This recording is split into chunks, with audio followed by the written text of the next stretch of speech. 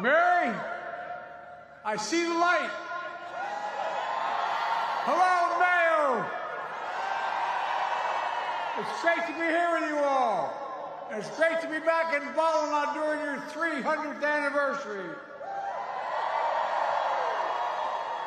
This town is the home of Ireland's first female president, one of your youngest mayors, and maybe to be Ireland's first female astronaut, Nora Patton. Mr. Mayor, thank you for welcoming me back to town. And I also want to thank the Taoiseach for his remarkable hospitality, his generous remarks, and maybe most importantly for his friendship. I want to thank the bands that played earlier. God, you guys are amazing. And the academics. Let's give another big hand, by the way, to the Chieftains. I remember being with you back in 2016. I'm grateful you came back for one more time to perform tonight. Thank you, the Chieftains. Your music is incredible, and I've been a long-time fan. My good friend Enda Kenny, former Taoiseach, a Mayo man, is here with Finola, his wife. God love her, she's going to go straight to heaven. I love you both, but most of all, I want to acknowledge my family, all the Blewitts. You make me proud. You make me proud. All year, the words of the great Mayo poet Andrew Rafferty have been ringing in my head. And it goes like this. He said, "Now the spring is coming. I shall raise my sail. Since it entered my head, I won't stay still until I shall stand in the center of County Mayo."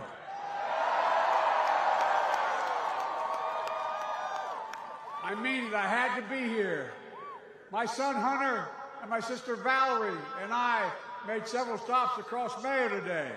We visited Knox Shrine, where I was hosted by Father Richard Gibbons. We also met, out of the blue, we didn't know he was there, a former military chaplain, Father O'Grady, who gave my son last rites in Walter Reed Medical Hospital in Washington. It was incredible to see him. It seemed like a sign.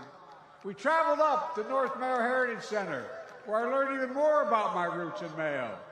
Roots that led me back here to Ballina and to St. Muredach. What a magnificent cathedral. I also learned, if you go far enough back, you can find a record of one Edward Blewett, who worked for several years in the Ordnance Survey mapping this entire area of Ireland. But even before that, it turns out, he worked in the old Ballina brickyard. We found a record, or I should say the Historical Society found a record for me. In 1828, he was paid 21 pounds and 12 shillings to help supply the bricks for this cathedral. 27,000 of them. I was able to hold one in my hand today. They're damn heavy. They're heavy. As he labored, I'm sure Edward imagined that one day his family would worship here, that his children would be baptized here like his son Patrick was, and that future generations of his family would mark the milestones of their lives here in these sturdy walls. But I doubt he ever imagined his great-great-great-grandson would return 200 years later as President of the United States of America. Isn't that amazing? And I want to thank you. I want to say thank you. I heard you all had an impromptu celebration the night I was declared the winner in 2020 election. You decked out the town, I'm told, in red, white, and blue, with cars and crowds gathering in the market square, singing the green and the red of Mayo. Well, I tell you what, it means the world to me. It meant the world to me and my entire family to be embraced as Mayo Joe, son of Ballina.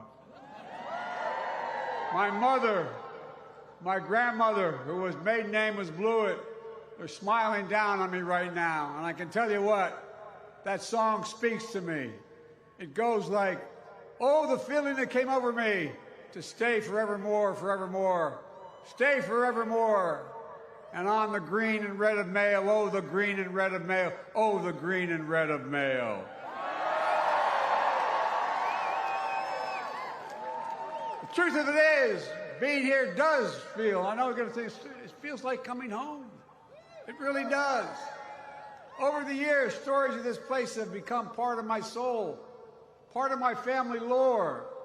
It was here where I imagine my great-great-great-grandfather took shade under yew trees after a long day at the brickyard. It was here I imagine his children climbed the limestone cliffs and played in the muddy bogs and fished in the River Moy. It was here where I imagined one of those children, my great-great-grandfather, Patrick, stood on the shores of Clew Bay and dreamt of becoming a seaman. When Patrick was just a teenager, he set sail for America for the first time. But in the 1850s, the famine hit Mayo particularly hard. He returned to Ballina to gather the entire Blewett clan, Mom, Dad, and all the children. And together they boarded the Excelsior to sail to the United States. Just as I imagine their life here in County Mayo, I can only imagine how hard it must have been to leave it all behind, to leave the only place they ever called home, and to hold out hope on shores beyond. Like so many other men and women of Mayo, Edward and Patrick carried this hope with them across the sea. They settled in my hometown of Scranton, Pennsylvania, and Ballina's sister city. As a matter of fact, I knew I was coming over, so you know what I did? I invited the mayor of Scranton, Pennsylvania to come with me. She's here tonight. Paige Cognetti. It was there in Scranton, where Patrick raised his own son, also named Edward. Edward Francis Blewett, my great-grandfather. His Irish pride ran deep. He helped found the Irish American Association, now known as the Friendly Sons of St. Patrick of Lackawanna County. He chaired Scranton's St. Patrick's Day Parade in 1897 for the Ancient Order of Hibernians. He became one of the first Irish Catholics ever elected to the Pennsylvania State Senate. And he became one of the first of my family to go to college, earning a degree in engineering from Lafayette College in Pennsylvania. But while Edward had the head of a scientist, he had the heart of a poet. Years ago, after my mom died, a lot of her belongings were in my attic. I couldn't get myself to go through them, to empty the boxes. But when I finally did, you know what I found in the attic? On my mother's keepsakes? Over 100 poems written by Edward Blewett, Senator Edward Blewett. And one from 1919 he wrote of his Ireland. From the fairest land except my own, these stars and moon and sun, a citadel of liberty, my mother's land to ruin. It was in Scranton, where my mom, Catherine Eugenia Finnegan, met and married my dad. Joseph R. Biden Sr. was a wonderful man, but whose saving grace in the eyes of the Finnegans was he had a Hannafy from Galway as his mother's side.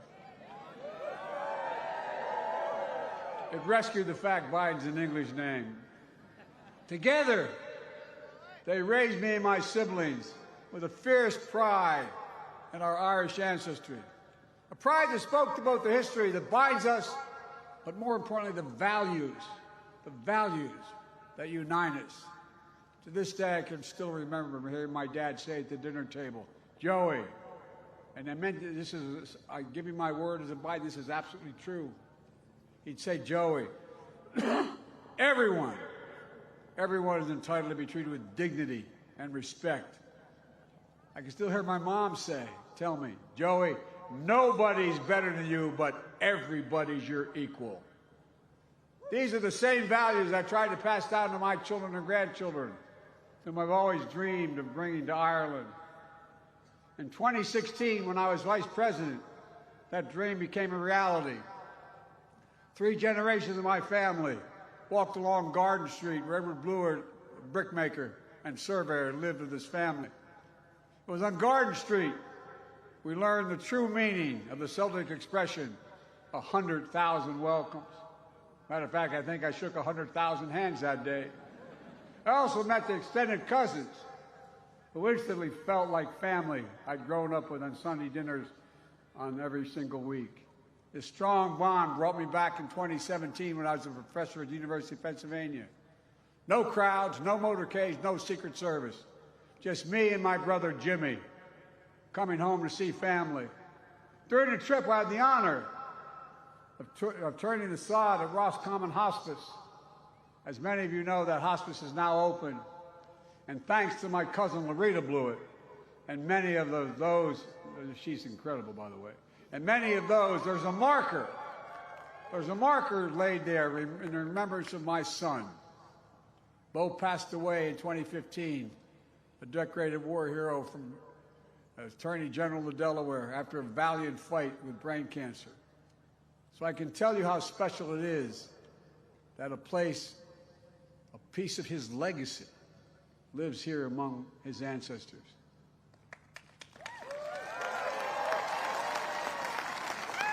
And thinking about it, I can hear my dad's voice again. He'd always say, "Joey, remember, family is the beginning, the middle, and the end."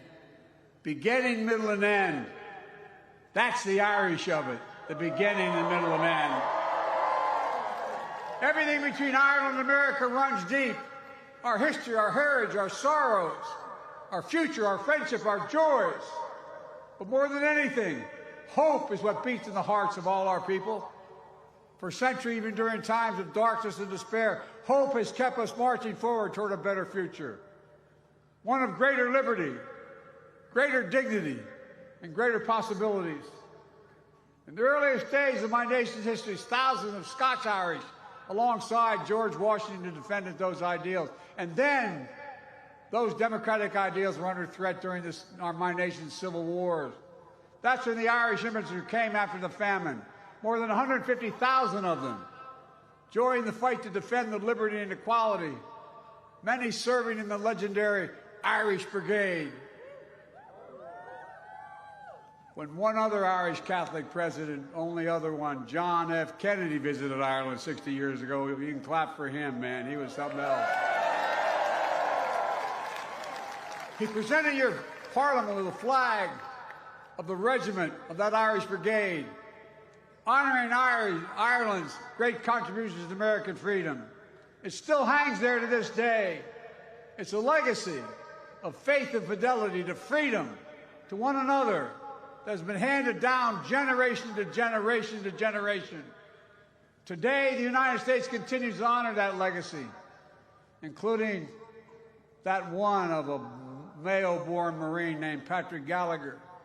Patrick immigrated to New York in 1962. He worked for the Senate campaign of one of my political heroes, Robert F. Kennedy. A few years later, when he wasn't even a U.S. citizen, Patrick joined the United States Marine Corps and deployed to Vietnam. In January of 1966, Patrick's team was attacked in an ambush. When the enemy hurled a grenade at his team, Patrick threw himself on top of that grenade. He was willing to sacrifice his life to save his brothers in arms. He survived that attack today, but was awarded the Navy Cross for his bravery. Sadly, he was later killed in action. But this year, his name will be honored in iron as the United States launches a new Navy destroyer, the USS Patrick Gallagher from Mayo. You know, I've often said that we Irish are the only people who are actually nostalgic about the future. We always believe in a better tomorrow. It's because no matter what, we've always carried hope in our hearts. It's hope that lifted the way through the darkness and lighted it for us. Our strength has helped us overcome everyday hardships. And above all, our courage has allowed us to march forward in faith, even in the face of sorrow and setbacks. As we know all too well, this is not just a story of our past, but our present and our future as well. Earlier this week marked 25 years since the signing of the Good Friday Agreement. 25 years of peace and progress, not just for the people of Northern Ireland, but the people all across the island. It's a reminder of the importance of peace and what you can accomplish when we work together in common cause. Ladies and gentlemen, our world today stands at an inflection point where the decisions we make today are going to affect our futures for decades to come. And it's in these moments where we need hope and courage more than ever. We're facing enormous challenges around the world, challenges that are too great for any one country to solve alone. Together we must take on these challenges of disease, food insecurity, which continue to devastate communities around the world, just as they did in Ireland generations ago. And I'm so proud to say that Ireland has not forgotten. You've stepped up as a leader to fight global hunger around the world today. We must tackle the climate crisis that has devastating impacts to preserve our planet for generations to come. As I said to the Parliament, Ireland's famous 40 shades of green now include green energy, green agriculture, and green jobs. And with Russia's brutal war of aggression, shattering the peace in Ukraine and in Europe, we must renew our commitment to our values our ancestors fought for. What do we Irish fight for? Freedom, democracy. It always must be defended. And I want to thank you. I mean this from the bottom of my heart. I want to thank you for the incredible generosity you've shown, like so many other Irish families across this country who've opened up their hearts and homes to tens of thousands of Ukrainian refugees fleeing Russia's brutal violence. I've been there many times. Ireland remembers. Ireland remembers. So let me end where I began, with the bricks of this cathedral.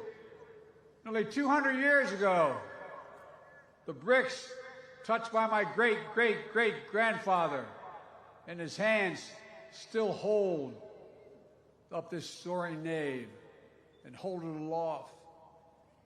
Like the Irish-American story itself, it's a testament to our shared past, present, and our future. It speaks to the sweat of the workers who raised the spire of skyward, brick by brick, just as they did in communities all across my home country. You know, over 32 million Americans claim to be Irish heritage. More would if they could. And I imagine all the hope and hard work embodied in those Irish hearts inspired another one of my great-great-grandfathers, Edward Francis Blewett's poems. This one was from 1925, toward the end of his life. He called it The Workers. It goes like this: the march of progress cannot cease while hearts and minds and ardent souls are bound in faith to sublime things.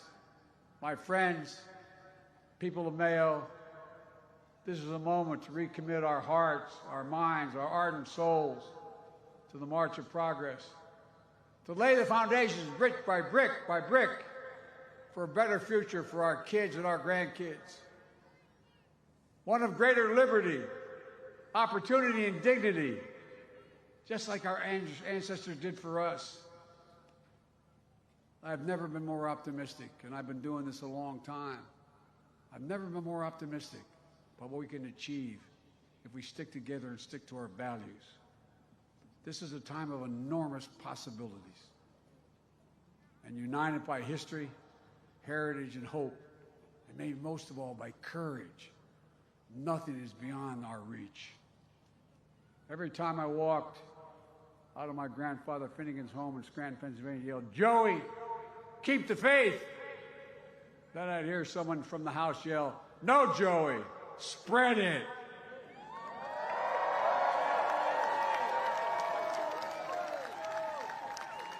May God protect all those who serve the cause of peace And oh, one more thing.